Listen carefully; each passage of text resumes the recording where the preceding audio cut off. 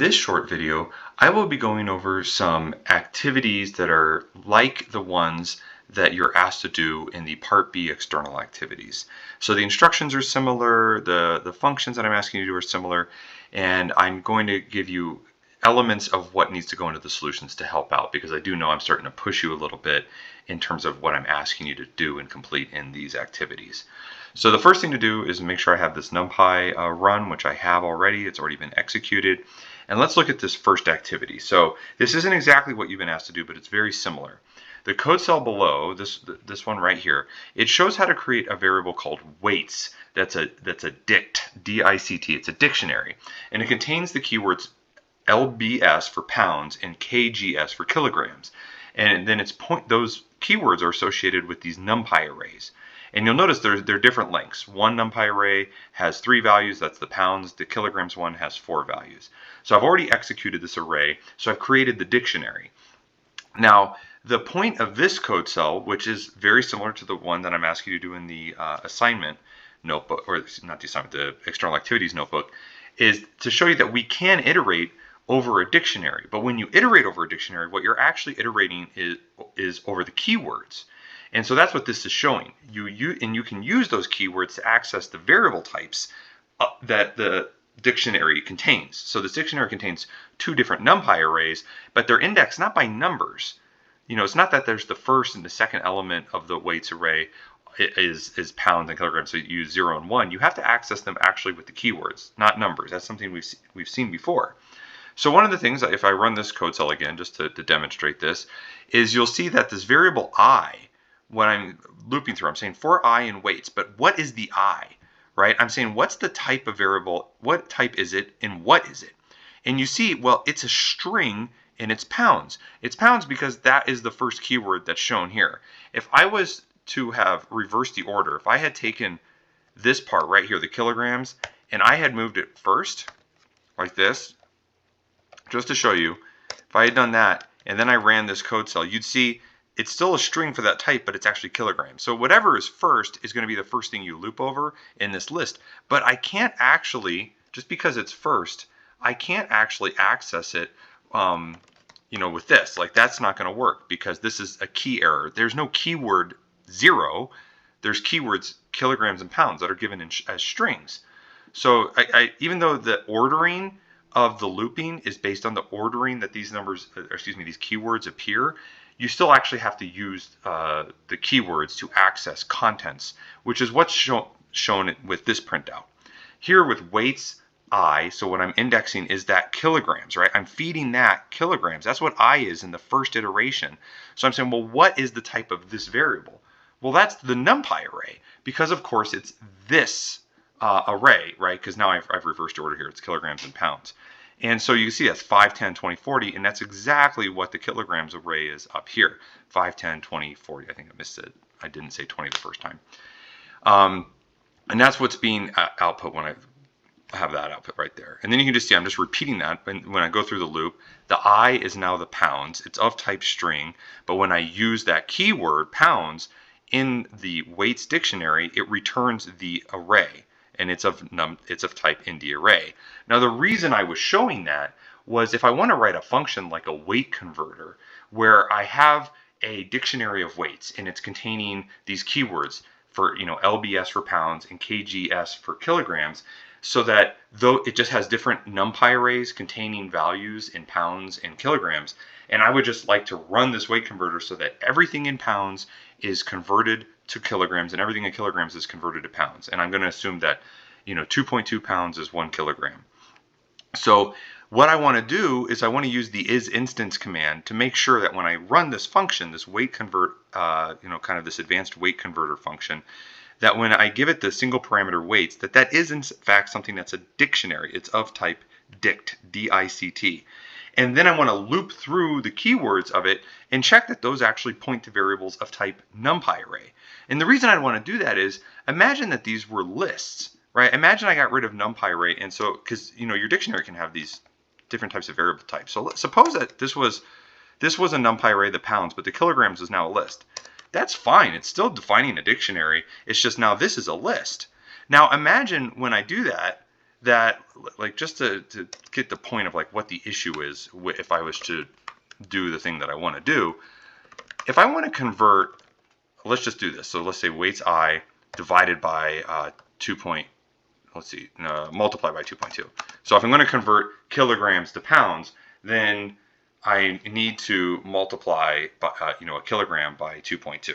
Okay, but let's say I try to do that right here, right? Like 10 kilograms should be 22.2, but I'm taking this as a list object now, and I'm trying to multiply it by 2.2. Let's just see what happens. We get a type error. You cannot multiply sequence by non-int of type float. What really the issue is, and it's coming from this list, I can't multiply a list by anything other than an int. But even if I multiplied it by an int, and you look at it, this is what happens. You might remember this from way early on in Module 2. If I take a list and multiply it by 2, I'm just going to get the contents of the list repeated twice in a bigger list. So it's not actually converting anything. It's not doing what I want. I can't multiply. I can't divide. That's going to do another type of error, because it's just saying, what are you trying to do? Divide a list by an integer? That doesn't even make any sense. Some arithmetic operations don't produce errors, but they're not giving us the results we want. So however, if I come back up here, let's say I just switch that to multiply 2 by 2, but let's come back up here and make this back to a NumPy array, so it's the right type. Now look, that output, this is what I'm doing right here. It's 11, 22, 44, 88, so that has converted those kilograms to pounds. But of course, if I do that every time and I was giving it the weights when they're pounds, I'm taking the pounds and now I'm multiplying them by 2.2. So what is that? That's nothing. That's just, these are just wrong values. I needed to be dividing these by 2.2. So what the function needs to do is, as it loops through the keywords in the weights, it needs to check that what those keywords are pointing to are of type NumPy array, so that an operation like this is going to do what we want. It's going to convert the components of that array into the other type of value, to the other type of measurement, whether it be pounds or kilograms. And in order to do that, it needs to check that it's a NumPy array. And then we also need to make sure that we have some logic control in there, so that if it was pounds, it's doing a division of 2.2, and if it's kilograms, it's doing a multiplication of 2.2. So there needs to be some logic within our looping. So that's kind of like what I'm after here with this set of instructions. So in this case, I'm going to write it very briefly, just kind of the idea of it. But I guess first I'm going to show some other components, like what I need to see. So is instance of, let's say, the weights, which is something I've already have. If you put just dict here, I'm just going to show you what happens when I run. So that's true. You could also make this as a tuple. It's fine to have a class or a tuple of classes. That's something I've shown. So you could do it like that. That's also true. But I want it to be dict. So the simplest way is to just do it like this. So I want that to be a dict. If it's not, if weights was defined as something else, then I should get it. I want this to be false, and I'd want to return some message to the user. However, let's look at this then. Like, let's look at weights with the kilograms, right? See, that's not a dictionary, but it is a NumPy array, and I've imported NumPy as NP, so that means I'm going to check if it's np.nd array, and that is true. That's exactly what it is. But what I would be checking is this, kind of this I value. Like if I was looping through here, I would say for I in weights, I would be checking is the weights I of instance in the array, and I want to do that. I want to have that on my control. So that's what I'm checking for, because if it was a list, this would be false. So like if I went back and changed both of these to list values, just so you can see that again. If I change both of these to a list, there we go. Let's change both of them like this. So now they're both of type list. So then if I run this, that's false, and that's good, because then I'd want to tell the user, the weights need to be, the things in the dictionary need to be of type NumPy array. Otherwise, the conversion is not going to work. So you want to have some sort of information like that for the user. All right, so I'm just going to turn these back to NumPy arrays and just rerun that code cell. So now, like, the idea of the function, without any kind of docstring, with anything else, like I'm not going to do any of that, but I would define like my weight convert, I'm going to have the weights parameter. I would want to check like if not, so if the weights is not a dict, then semicolon, I don't want semicolon. I want to print something like the weights parameter needs to be a dictionary. You know, you could say dict or dictionary, something like that. And then I would return. And then so that basically if the weights is not a dictionary, I want to just exit this function because nothing I'm going to do is going to work because I'm basing everything off of that, for what happens below. So then I can say like for, the weight in weights, you could do it like that. This is now just going to be the keyword is weight. You could also just do I, it doesn't really matter. I could basically do the following, like if weight is equal to kilograms, and then I can do the conversion. Well, actually, then what I want to check is this, excuse me. Like, if this is not, is instance weights weight. There we go. And let me scroll down too, so it makes it a little easier for you to see. If this is not an instance of a NumPy array, the array, I hate all these autocomplete sometimes with the parentheses, my apologies. Let's just make sure I have it all lined up. There we go. Then I would print something along the lines of the kilogram, the kilograms keyword needs to point to a NumPy array and return. Else, that means it is a NumPy array. Then I want to print something, let's make a message. So the kilograms equal the kilograms, let's see, well, I could print a few things. I'm going to do it simply. I'm just kind of doing this in real time. Print the kilograms array.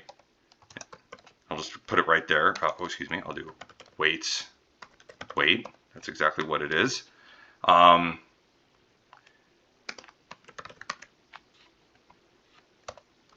So there's that. Actually, I'm going to do like this too. 2 kilograms away, like that. And then converted to pounds is equal to, and now I'll just go ahead and put like weight. I'm sorry with all these things popping up. It's actually kind of annoying, all these autocomplete things right here. Wait, I think it's my cursor was kind of in the wrong spot. Get it out of the way. Weights, weight. And I want to, let's say, divide by 2.2. Okay, and I think I have too many parentheses there. There we go. So I'm just going to run that for now. So this is incomplete at the moment. But let's say I just go ahead and I run this. So I do the weight. We'll just go to this next one here. I guess I'll just delete. I'll clean up some of this. Sorry, this is all being done in real time. So this is instance. Is instance expected 2 arguments and got 1. Oh, I see why I didn't. Sorry. See, look, even I make errors. I had a misplaced parenthesis right there, but I fixed it. And there. Now I close that parenthesis. There's the 2. Oh, these autocompletes were killing me here. All right, there we go. So it ran just fine. It got the kilograms, it ran, and it converted these to pounds, right? It divided by, I guess, 2.2 in here. So 2.27, that looks about right. 4.54 times 2 is 10. Yeah, this looks about right. So the kilograms away here is converted to pounds.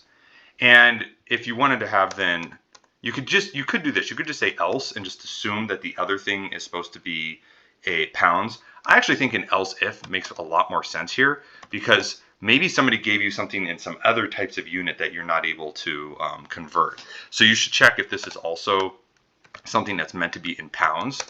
And then you're basically doing the same thing, except you're making a few key adjustments. You copy and paste this down here and fix any typos from copy and paste. I want to check to see again if that's a NumPy array. And then I want to say the pounds keyword needs to point to a NumPy array. This is not necessarily the most elegant way to do this, by the way. The pounds array converted to kilograms is equal to, and then I want to just multiply by 2.2. So it's pretty easy in terms of what the computations are. So that's that else if, and then I could have this else, which is just, I don't want to, notice how I don't return at the end of these because I maybe want to keep looping. And then the else would just be to print no idea how to convert, an array of measurements in units of, and then I would add to that, although I think it's a good thing here to, I'll just go ahead and make a new line because it's getting long, and I would go ahead and put the weight keyword there. There we go. So now if I run this with this weights, just so you can see what happens, the kilograms array this converted to pounds is equal to here, right? You could spend a little time, and I recommend it, kind of cleaning up how this is printed out so it looks nicer. But you see the pounds array is converted to kilograms, and that's all that's happening. And you're not seeing this other thing, but I could create, adding cells here. Let me escape. Let me convert that to a code cell. That was Control MY, by the way, for if you're on a Windows machine or Linux. That's the hotkey. Control MY will convert a text cell to a code cell, and Control MM will convert it to a markdown cell, text cell. So Control MY there. So in this cell right here, let's say I go ahead and make new weights equal to the dictionary, right? And here I'm just going to go ahead and copy the previous dictionary right here. And let me just go ahead and have that be there we go here. And let's just say I happen to add, I don't know, some other unit, stones. I think that's away from some like English measurement. And let's just go ahead and make it an array with like, I don't know, two values, 10 and 20. So if I run that with new weights, and let's go ahead and make a new code cell here as well. And let's say I did the weight convert advanced with the new weights here, and I ran that. It's running everything. I'm never getting any errors. It's just, hey, look, the kilograms is converted fine, the pounds is converted fine, and it has no idea how to convert an array of measurements in units of stones. And again, you could go ahead and create like a message with new line commands and clean up the presentation of how you're printing this out, which is not a bad idea. And again, I could put this first. I could put the stones first if I wanted. Here we go. I put them first. And if I did that and I ran it, you'd see it tells you first it has no idea how to convert an array of measurements in units of stones. Kilograms array, pounds array are converted. So just to put this up on the screen again, here's my whole function. I don't have a doc string, but this basically has the elements of the instructions I'm asking you to do. It's just checking things, and you'll notice most of the code is really kind of just the logic of controlling and parsing out this input type. And this input type it's like a data structure, this dictionary, and it's very common for a lot of code that you use or that you might have to write to have most of the code involve like the doc strings, the code comments, and just handling and parsing out the ways in which the data might be given to it. And that's what we're mostly doing here. We're kind of just trying to figure out how to use all the individual pieces of data within this particular type of input. And within that type of input, we're expecting it to be a dictionary. But imagine that you wrote a function that allows the user to input parameters in various different data types. You might have to write a lot of different kind of logic, lots of if-else commands, lots of is-instance commands, to check that if it's of certain types, you then have to go around and change how you're doing things, because you could do a conversion if it was a list, but what you'd have to do is loop through the individual elements of the list and change each one specifically, like maybe using an in-place operator or something like that.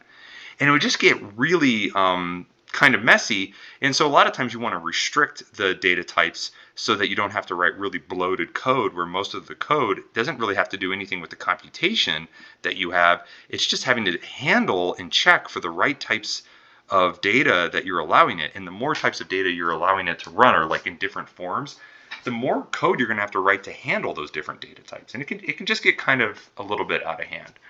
So anyways, that's the first part of this video. Sorry if I went a little fast. I'm kind of making this on the fly because I know people have had questions. I hope that helps. I'm asking you to do a currency converter. It has the basic same elements of what I'm asking here. I know I'm not doing everything that's in there because I'm not adding a doc string or something. That's something you should do. But that's that first part. I'm going to pause this video. I'm going to make a second part of it that goes over instructions related to the second activity, and that will be much shorter than this.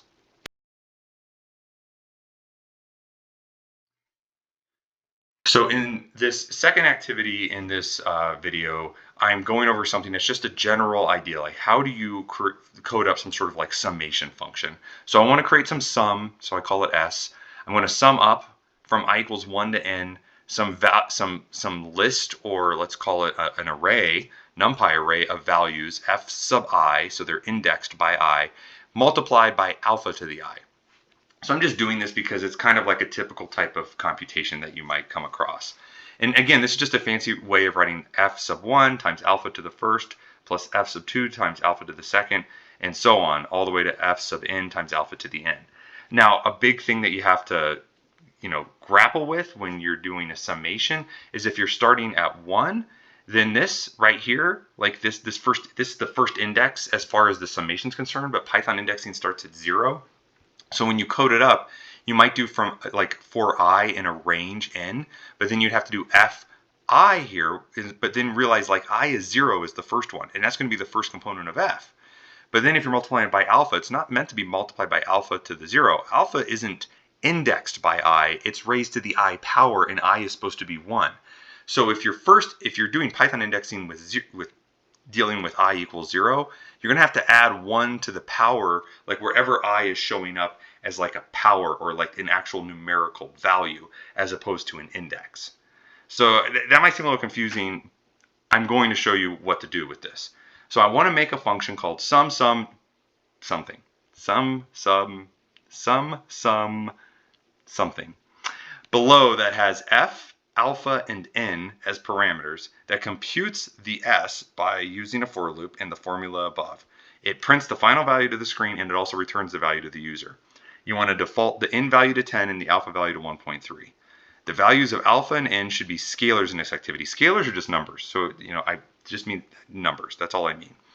N should be of type int, so it should be an integer, because it's something that we sum over. We're summing in times. What does it mean to sum half a time? I need to sum an integer number of times. And alpha should be of type float. And for sake of argument, it doesn't really matter. The f should be of type nd array. We've already seen how to check that in the first part of the video. And it should also be of length n, because we want to make sure if we're going to sum from 1 to n, there better be n of these f's.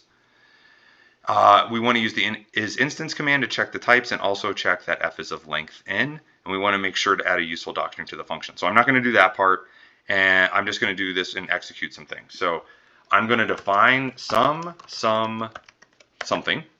I'm going to have f, alpha, and n as parameters. All right. I'm not doing any docstring here, but you should in your activity.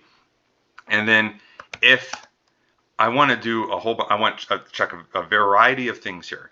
If f, so if is instance, let's say f, I want to make sure that that's a NumPy array. And I want to make sure that alpha is a float. And I keep putting commas there, I'm sorry. And I want to check is instance that n is an int. So I want to check all those things, and if any one of them is false, I want to stop. So if all of these, so if not these, and there can be more elegant ways to do this. I'm just really listing them out like all sequentially. So if all of these, so again, that's what this is instance here. I'm then going to print, hey, f should be a NumPy array, alpha should be a float, and n should be an int. There we go. And then return. I'm not going to do anything else. Now, I also want to check, so once I've gone through this, I know f is a NumPy array, so I should be able to check its length. So if the length of f is not equal to n, I also want to return. So if the length of f is not n, then I want to print f should have length n. And then return. I want to stop going into the function. So if I've gotten this far in the code, if I've gotten to line 10, I haven't returned and left the function, then that means f is a NumPy array, alpha is a float, n is an integer, and the length of f is n. So everything's great. It's all copacetic, and I can keep going. So in this case, what do I want to do? I want to loop for I in range n, and I want to sum up. And the way I do this is just like I did in the lecture notebook. I'm just going to keep incrementally summing everything to S, to some partial sum. So actually to do this first, what I would do if I was you, and I'm me, but I'm making the video, so this is what I'm doing. I make a variable S that's 0. And then I come over here and I incrementally add to it S plus equals the following. Fi, the ith component of F, right, because I'm indexing by I, times alpha raised to the I power, right? So that's what alpha raised to the I power is, right? I said it 2 times, and I'm raising alpha to the I. But remember, Python indexing starts at 0. This is going to go, if F has length n, that means it's indexed from 0 to n minus 1. But I want to raise alpha to the I power, I being 1, 2, 3, 4, so on. So I actually need to do I plus 1. So you put that together, and then it's supposed to print that value and also return that value of S. That accomplishes everything I'm asked to do in this function. So the actual coding of this isn't too bad. It looks kind of just like what we've done in class. And I have an invalid syntax. Oh, put a colon there. I don't know why. There we go. So now let's just see some things. Let's make F a NumPy array. And let's make it 1, 2, 3. Let's make alpha equal to, oh, you know what I didn't do? I didn't make the default values. So n was supposed to be 10, and alpha was supposed to be 1.3. There we go. So there we have it. I'm going to have, so I'm just going to do, let's just make F1, 2, 3. Now, let me just run that. Now let me look at some not kid-friendly function. We'll do this with F. And I'll just go ahead and assign this output value as the sum just initially. But we're going to have a problem, right? And it's going to be, we should see this command. F should have length n. F should have length n. Now you could look at that and go, well, what is n? And so you should say it should have length n, which is, and then here you could put the n value. So I could do it like that. That's one way to do it. You could also cast it as a string and do a concatenation plus, cast it as a string. There's a few ways to do it. I'll do it like that. It's a little bit more sophisticated here. So F should have length n, which is 10. However, I could make n equal to 3, and then it will run. And what it's doing there is it's using the default value of alpha, that's 1.3. And I, of course, because I'm doing keywords, it doesn't matter if I make n and alpha in different orders here. So alpha could be equal to, let's say, 0.5, and that'll give me a different value. But it runs as intended now. So that's it. Shorter part to the video. This one, I think the instructions are actually longer in some sense on this one for what I have in the external activity notebook, but it's actually, I think, an easier problem to solve because the coding for it is a little bit more straightforward because there's not cases. The first example had cases that to control more of the workflow, and this one doesn't. And so this one was looping over a value to do more of an incremental scientific computation, whereas this first activity problem, you have one computation to make depending on what variable you're dealing with, and your looping is over the dictionary object as opposed to looping over kind of a scientific thing, like a number, like an index to do something with it. You're looping over keywords in order to do a conversion here. I'm just showing you different ways where loops can be used inside of a function, and then you also might have to incorporate some logic to check variable types or control workflow. So it's kind of starting to put everything together, which I know, again, is challenging, but hopefully this really is helping. I know this video got a little longer than I intended. It's about 30 minutes now in total length, but I really hope that it helps clear up any confusion about what I'm really after here in terms of these instructions and what I want you to do in the external notebook. Thanks for watching.